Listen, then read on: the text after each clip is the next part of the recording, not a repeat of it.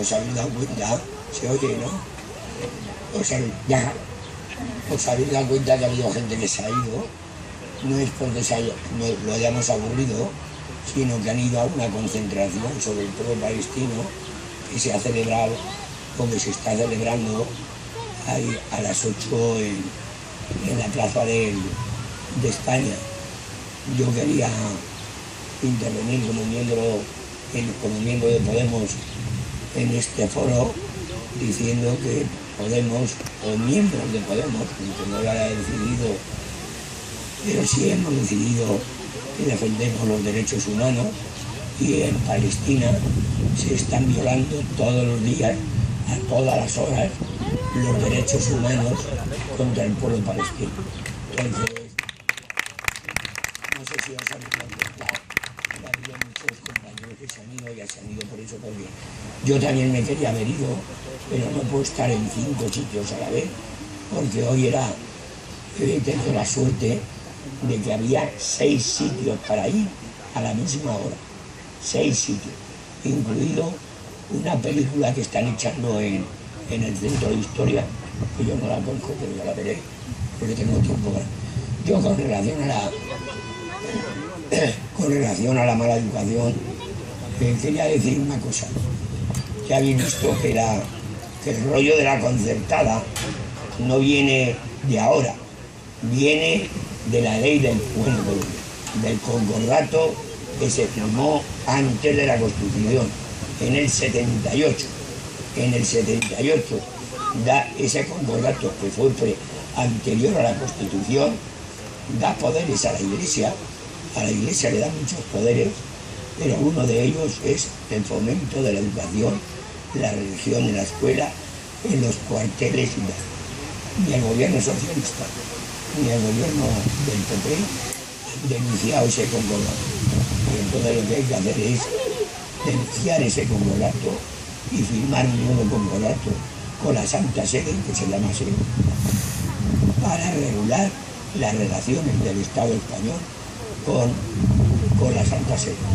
Porque no podemos estar con un concordato que teóricamente se reformó, pero era exactamente igual que el que tenía. No hay que firmar, que no hay que firmar otro. Que no hay que firmar otro. No, se denuncia y ya está, ya, bueno, puedo firmar porque teóricamente hay que tener buenas relaciones. Firmar es finiquito, con todos los estados. Con relación a la educación, como yo no tengo, no hablo nada.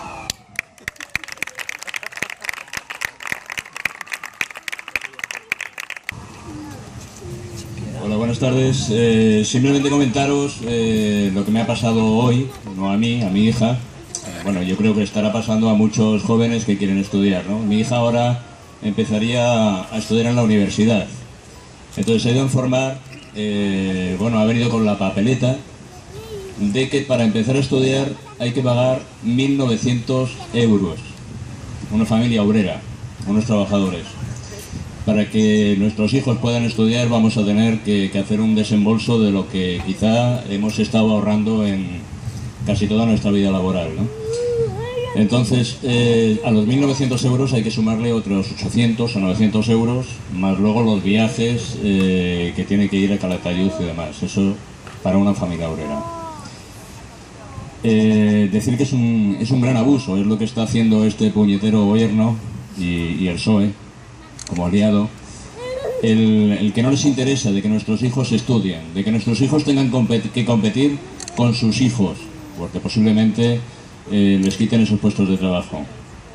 Y que lo que no quieren llevar es, como hace poco decía un arzobispo en Venezuela, que decía que los hijos de las clases más favorecidas, de los ricos, tenían que estudiar para gobernar el país, para mandar.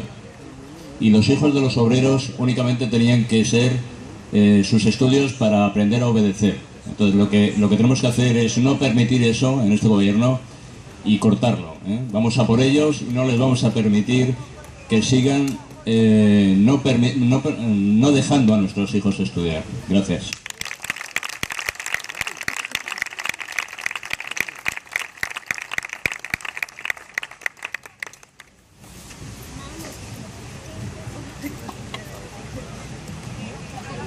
Hola, buenas tardes. Bueno, yo vengo como madre. Tengo dos hijos, uno empieza este año en primero de infantil y el segundo, el mayor, acaba de terminar tercero de infantil. Van al colegio Valdespartera 2. Yo fui una de las primeras madres con 20 padres más que tuvimos que pelear mucho porque hicieron ese colegio. Entonces voy a hablar desde nuestra experiencia personal y cómo estamos ahora y cómo estuvimos entonces. Mi primer hijo, como digo, empezó matriculado en un colegio que no existía. Después de muchas reuniones, mucho protestar, poco apoyo de las instituciones, prácticamente ninguno. Finalmente, con 3 años de retraso, se construyó el colegio. Podemos decir que un niño de 3 años, cuando empezó mi hijo mayor, empezó en un colegio que no iba a ser el suyo, con un profesor. Al año siguiente estuvo en un barracón con otro maestro. Y este tercer año está en otro colegio con otro maestro. No ha tenido ningún tipo de continuidad. Pero bueno, tiene un colegio.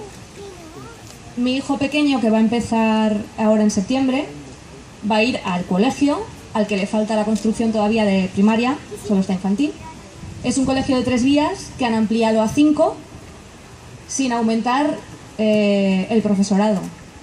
Va a tener un tutor, o sea, las 5 vías van a tener un tutor cada uno. No se amplían auxiliares de infantil. Estamos hablando de que va a haber 125 niños de 3 años con un auxiliar y ninguno más. En el caso del bilingüismo, se nos mantiene una profesora del British Council, que es el bilingüismo que funcionaba hasta ahora. Al resto de los tutores solamente se les exige el B2. Yo he oído a la tutora de mi hijo, en este caso de este año, del mayor, diciendo que ella desde luego no se ve capacitada para dar una clase bilingüe en inglés, por muchos motivos. Y yo, lo que comentaba el compañero del Círculo de Educación, que principalmente sois maestros los que lo componéis. Sí, no te digo que... Lo que quiero decir es que es muy importante, en mi opinión, que entren padres y madres en ese círculo.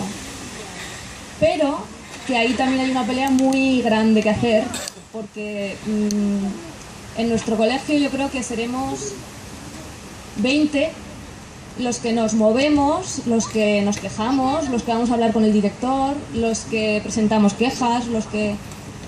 yo creo que los padres y las madres se han acostumbrado a que no tienen ningún poder, no digo de decisión, obviamente en el ámbito académico no queremos tener poder de decisión en la docencia, pero sí en el día a día escolar. A partir de, con la entrada de la nueva ley, el consejo escolar, en el que los padres tienen representación, ya no tiene ninguna representación.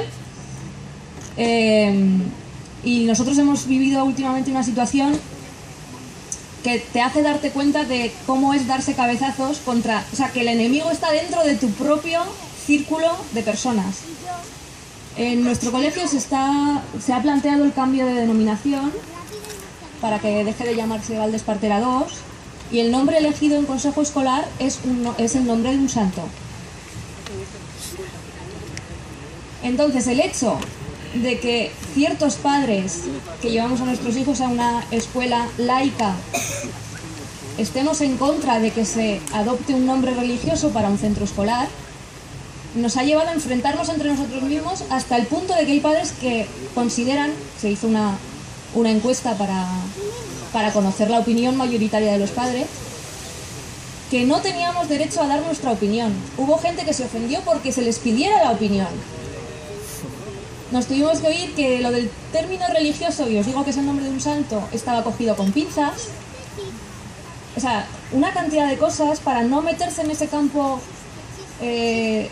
educativo más allá de las paredes, o sea, de dejar al niño en la puerta y tú irte a tu casa. Que a ellos les importa mucho que ahora ese colegio sea de 5 vías, que eso es lo que les importa, pero es que un colegio laico tenga un nombre religioso también es importante. Y que la gente te diga que ahí se da religión y que ya es hora de que se les respete, cuando están dando religión en un centro laico, bastante respeto creo yo que les estoy teniendo. Quiero decir, hay que pelear mucho con los propios padres. Y para eso necesitamos también el apoyo de los docentes, de los directores de los centros. En nuestro caso no tenemos impedimento, pero también es verdad que yo personalmente no me corto de ir a hablar con el director o de presentarle un escrito. Yo estoy presentando escritos cada 2 semanas. Pero necesito que haya 80 padres como yo que presenten el escrito cada 2 semanas. Y en ese aspecto somos todos unos comodones y unos vagos. O gran parte. Y además, comodones, vagos y ofendidos. Así que si aquí hay padres y hay madres que no son docentes, que no son... quejaos. Id y quejaos. Aquí y en donde sea. Y olvidaros del tema este de la religiosidad del nombre. Es que no tiene que salir del centro. ¿Cómo que no tiene que salir del centro? Primero, yo llevo a mis hijos a un colegio con estas características y los saco del centro si me da la gana. Y si no, pues cada uno que asume por su cuerpo. Y ya está. Simplemente es.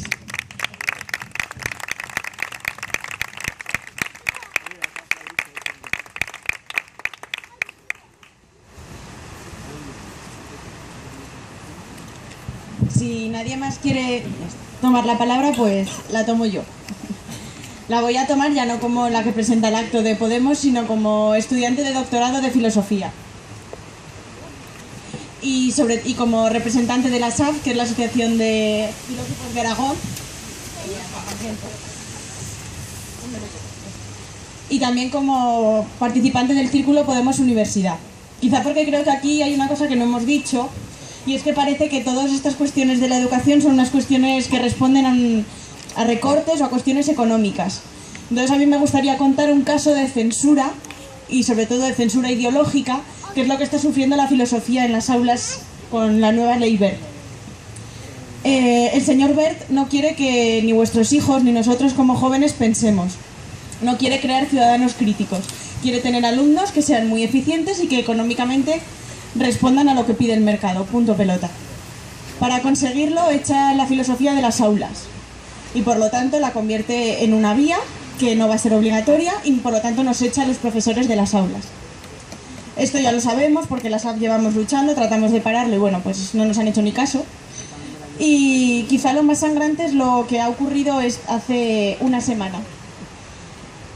Hay mucha gente, como es mi caso, que somos doctorandos en filosofía, que no solo queremos preparar a los chavales en las aulas, sino que entendemos que la filosofía es importante, que para que un país funcione y piensa necesita filósofos, y por lo tanto queremos ser profesores de universidad. Se dan unas becas que se llaman becas de doctorado para que la gente pueda doctorarse, porque doctorarse es muy caro. Y por lo tanto, si no tienes una ayuda, pues las familias no pueden pagárselo de forma normal.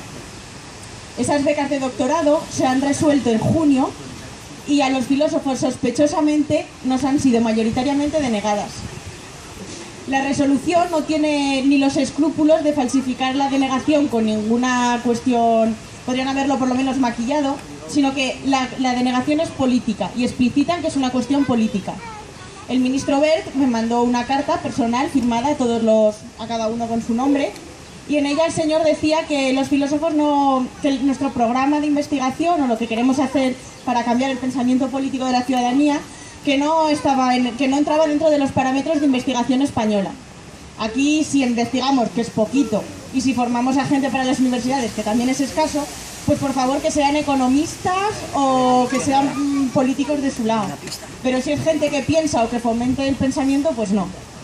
Por lo tanto, decir que toda la forma de gobierno del Ministerio de Educación no es solo una cuestión de recortes, es que es una cuestión ideológica. Y están pidiendo que los sectores más críticos, que son en las aulas, pues quizá podemos ser el sector filosófico, que es el momento en el espacio en el que el aula se pone a hacer a los chavales a que piensen, a que produzcan pensamiento, a que critiquen, a que sean reflexivos, pues se está callando. Y se está callando a todos los niveles. El problema es que quizá el nivel al que yo hablo de doctorandos de filosofía somos muy pocos, a nivel de España pues nos lo han denegado a 4 gatos, y por lo tanto no tenemos el tirón mediático de la crítica, pero por lo menos sí la pataleta de un espacio aquí público, pues que se sepa que ha sido una cuestión política, que se explicita que es político y que si no hay doctores en filosofía no habrá profesores de filosofía, y si no hay profesores en la universidad no habrá profesores para las aulas, y por lo tanto es el interés generalizado. Si no hay gente formada no se podrá exponer.